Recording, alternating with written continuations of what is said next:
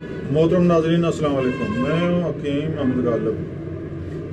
मोहतरम नाजरीन, आज हम आपकी खिदमत में शहद के बारे में कुछ गुज़ारिशात पेश करेंगे।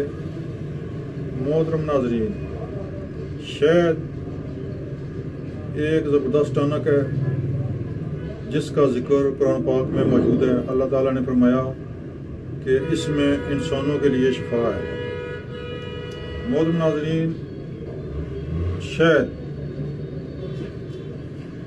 भूख लगाता है, जिस्म में गंदे खून को साफ करता है,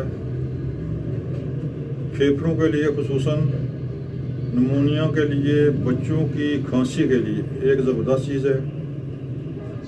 पेट में दर्द, आंतड़ियों में दर्द, जिस्म लागर कमज़ोर हो, ये मतवातर अगर इस्तेमाल किया जाए तो इंशाअल्लाह इंसान हैंडसम ज़बरदस्त ताकतवर हो जाता है।